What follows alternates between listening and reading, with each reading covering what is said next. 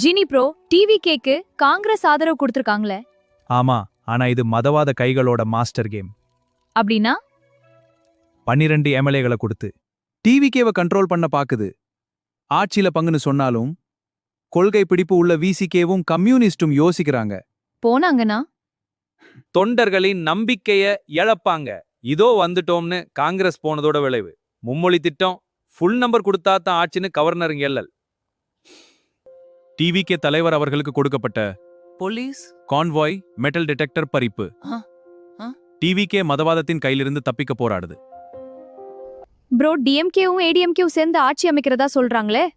DMK தலைவர் எதிரணியில் அமர்வதா மிக தெளிவா சொல்லிட்டார். டிஎம்கேவும் ஏடிஎம்கேவும் எனவது இருபெரும் திராவிட கட்சிகளின் அழிவுக்கு சமம்.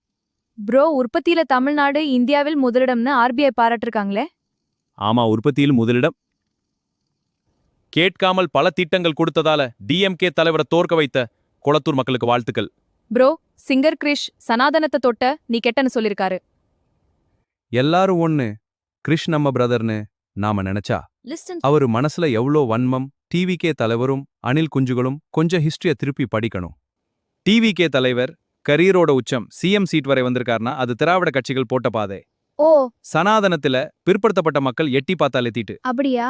மதவாதத்தின் இன்றைய டார்கெட் டிஎம்கே, அது நுழைய வழி டிவிகே. தோர்த்தாலும் மேன்மக்களே, வென்றாலும் தற்குறியே.